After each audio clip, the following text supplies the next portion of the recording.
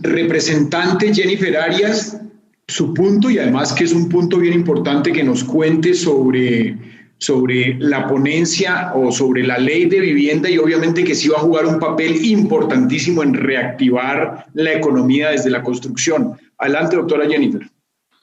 Muchas gracias, buenos días, un saludo muy especial para Fernando, para David, para Camilo y por supuesto para Sandra, con quien hemos venido trabajando este tema durante mucho tiempo, a todos los que nos están viendo, y agradecerle a Sobancaria por esta invitación. Yo quisiera dividir un poco mi presentación en varios temas. La primera parte es la importancia de tener una política de Estado de largo plazo. ¿Y por qué esto es importante? En la Ley de Vivienda y Hábitat, que fue sancionada por el presidente Iván Duque en enero de este año y que pues debatimos a profundidad, hicimos foros, hicimos audiencias, logramos algo que es fundamental y que es muy importante, y es lograr que la política pública de vivienda sea una política de Estado. Esto lo que hace es garantizar y facilitar el que las personas puedan tener acceso a una vivienda digna, que los colombianos puedan tener acceso a esta vivienda. ¿Y por qué esto es importante? Porque hemos venido teniendo políticas de gobierno, es decir, cada 4 años que cambia el gobierno nacional se tiene un programa o una política, y esta además baja a las entidades territoriales. Cuando tenemos una política de Estado, una política que nos permite hacer planteamientos a largo plazo, es supremamente importante y es clave para la reducción del déficit habitacional que tenemos y por supuesto para desarrollar todo lo que tiene que ver con materia. Entonces quisiera, como primera medida, lograr y mostrarle a la comunidad y a todos los que nos están viendo que el que sea una política de Estado nos va a garantizar que podamos tener programas que trasciendan los gobiernos y no se queden solamente en el gobierno de turno, que el nombre que sea, que el nombre que llegue pueda seguir transformando la vivienda en nuestro país. Así que era la primera parte que quería mencionar. Lo segundo que quiero mencionar es esta ley, y nos preguntan mucho, esta ley, ¿cómo nos va a permitir combatir el déficit habitacional? ¿Cómo logramos que la ley, implementando la ley, podamos romper este déficit que hay? Y respecto a esto quiero mencionar 3 aspectos. Uno es el aspecto rural, que para mí es de las cosas más importantes que tiene la ley. Yo vengo del departamento del Meta, de un sector rural, vengo del sector rural, de hecho, y es muy importante poder lograr disminuir ese déficit, no solamente en el área urbana, sino también en el área rural. En Colombia el déficit habitacional rural es altísimo, y este fue un logro de este gobierno también, del Congreso, por supuesto, y fue que se unificara todo lo que tenía que ver con vivienda en el Ministerio de Vivienda. Anteriormente teníamos en vivienda todo el tema urbano y en agricultura todo el tema rural. Hoy logramos que esto quede en el mismo y nos permitió tener esta ley que va a lograr seguramente reducir no solo el déficit urbano, sino también el rural. Entonces, esta ley de vivienda y hábitat establece 3 objetivos básicamente: simplificar los instrumentos de fomento para el acceso a la vivienda urbana, fortalecer y facilitar, por supuesto, también el acceso a la vivienda rural, pero además trae la facilidad en la promoción del ordenamiento y la planificación del territorio. Esto es supremamente clave porque nos va a permitir tener algunos aspectos más fáciles para poder desarrollar proyectos de vivienda por parte de los entes territoriales y también, por supuesto, de los privados, que creo que es fundamental esa alianza en que los privados también puedan acceder a vivienda de interés social y no solamente las entidades públicas, porque esto nos permite ampliar la oferta. En estos 3, digamos, grandes objetivos que tenía la ley o que tiene la ley, quisiera mencionar algunos individualmente de cada uno de los temas. Entonces, por ejemplo, en el tema urbano, es curioso, pero muchísimas personas no podían mejorar o tener una mejor vivienda, o por ejemplo, si el grupo o el nicho que fue a beneficiar una vivienda de interés social, ya habían crecido los hijos, ellos no podían tener acceso y no podían vender la casa. En esta ley se elimina esta restricción de venta de vivienda subsidiada y se reduce a 5 años las viviendas gratis. Esto es muy importante porque nos va a permitir que muchas más personas puedan intentar acceder a los créditos de vivienda, de las viviendas de interés social. Adicionalmente a eso, nosotros consideramos que es supremamente importante poder lograr que los hogares jóvenes lleguen y digan, bueno, voy a comprar vivienda, y esto lo logramos a través de ampliar los plazos de amortización de los créditos, que es supremamente importante y clave en este proceso. Adicionalmente a eso, había muchas personas que les habían dado un subsidio, por ejemplo, para mejoramiento, pero no podían acceder a vivienda. Y esto, por supuesto, era un limitante para su grupo y su núcleo familiar, pero también para las personas de manera individual, y esto fue eliminado.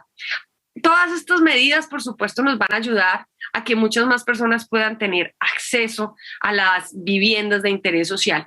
Igualmente, también para el Fondo Nacional del Ahorro se incluyó que no puedan tener tasas superiores a las tasas del mercado, porque habían unas que eran inferiores, pero habían unas superiores, y esto estaba generando un límite y estaba generando una problemática en los acceso a las viviendas de interés no bis. ¿Por qué? Porque les salía más costoso acceder a través del Fondo Nacional del Ahorro, donde tenían sus ahorros, que hacerlo a través de una entidad financiera. Entonces, por esta razón, incluimos esto y es muy importante. En cuanto al tema de vivienda rural, la vivienda rural, por como les digo, para el gobierno, para mí particularmente es muy importante, es la que tiene el mayor déficit en el país. ¿Y qué intentamos hacer? ¿Cuál es el problema? Tenemos sectores de nuestro país distantes, muy alejados, y para eso incluimos un tema que se llama viviendas de interés cultural. ¿Y qué nos permite esto? Nos permite que estas viviendas se puedan hacer de acuerdo a los materiales de la zona, de acuerdo a todos los temas culturales, por ejemplo, las poblaciones indígenas, las poblaciones afro, todos tienen unos sistemas constructivos distintos, y hoy no era posible hacer vivienda de interés social con estos sistemas de construcción. Hoy es una realidad, es una posibilidad, y eso nos va a permitir también poder llegar más claro y que no sea tan costosa, porque la vivienda de interés social rural era muy costosa. Esto nos va a permitir que podamos hacer una disminución en los costos y, por supuesto, también que se reconozcan temas como transporte y demás para poder hacer viviendas en el sector rural. Adicionalmente a eso, que no estaba contemplado, se habilitan mecanismos de financiación en este tipo de vivienda como leasing, créditos hipotecarios, se le permite a las entidades territoriales financiar vía regalías y, por supuesto, también a la inversión privada, y esto nos va a permitir de esta manera reducir ese déficit habitacional. También es importante, como les decía, mencionar en el tercer punto, y es todo lo que tiene que ver con ordenamiento territorial y crecimiento urbano de nuestras ciudades, que sea por supuesto planificado y ordenado. Esta ley simplifica y aclara algunos de los puntos que creíamos y consideramos que era importante. Por ejemplo, se establece de manera precisa el procedimiento para realizar las concertaciones ambientales, que, como ustedes saben, tienen muchas veces una dificultad. Por ejemplo, que hay dos autoridades ambientales. Todo esto se clarifica, todo esto se aclara y se da un procedimiento estándar para que esto se dé. Adicionalmente a eso, logramos que se pudieran facilitar los procesos como la formulación, revisión, ajuste, modificaciones del POT en todo el territorio nacional, y, por supuesto, lograr herramientas que nos permitan consolidar la información de ordenamiento territorial, que hoy es diferente y distinta en algunas ciudades, que no es fácil acceder, que se nos permita, por supuesto, ver de manera clara todo lo que tiene que ver con el ordenamiento territorial. Estos tres objetivos que tenía la ley, y que no me extiendo demasiado en cada uno de ellas, he mencionado lo más importante, porque considero que esto lo que nos va a permitir, la reglamentación de todo lo que tiene la ley, nos va a permitir reducir el déficit y, por supuesto, crecer en materia de vivienda de interés social, tanto urbana como rural. Finalmente, también creo que debemos, pues, revisar algunos temas en particular. Por ejemplo, impulsar programas de vivienda y también trabajar con todo el sistema financiero. En este caso, me parece muy importante esta invitación de la bancaria por esto, porque necesitamos empezar a eliminar restricciones de acceso al crédito con las personas que tienen menores ingresos. Digamos que la ley trae algo muy importante, que son las garantías del Fondo Nacional de Garantías para aquellos hogares que son menores ingresos, que el Estado sirva como codeudor, pero todavía tenemos ahí unas baches. Yo presenté un proyecto de ley que le falta un solo debate, que lo que busca es que las familias que tienen bajos ingresos y que es una persona que es cabeza de hogar, ya sea hombre o mujer, pueda acceder a los créditos sin necesidad de que sean negados por estar reportados en las centrales de riesgo. Y esto es muy importante porque si facilitamos el acceso a los créditos, y creo que es uno de los retos más grandes que debemos tener de aquí en adelante, vamos a permitir que muchas más familias entren a estos programas. Adicionalmente a eso, otro reto que tenemos son en los municipios de categoría quinta y sexta, en donde los ingresos no son tan altos a la población tan vulnerable, y creo que debemos hacer unos ajustes mayores para estos municipios, que es una gran población, que es una gran cantidad de municipios en nuestro país, que no son a veces tan atractivos para los inversionistas privados, y necesitamos generar algunas políticas que nos permitan que sean más atractivos en este tipo de municipios.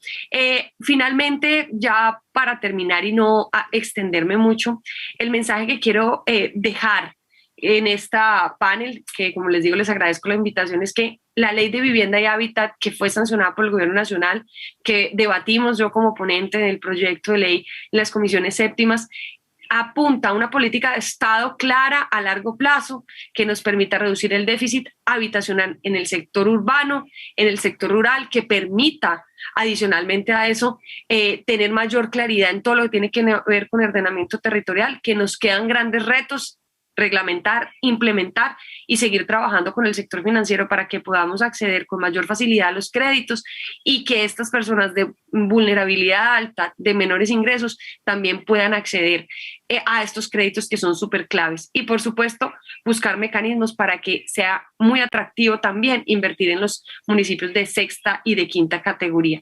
Esto sería lo que yo tendría para decir. Muchísimas gracias por la invitación y espero no haberme pasado en el tiempo. Gracias, representante.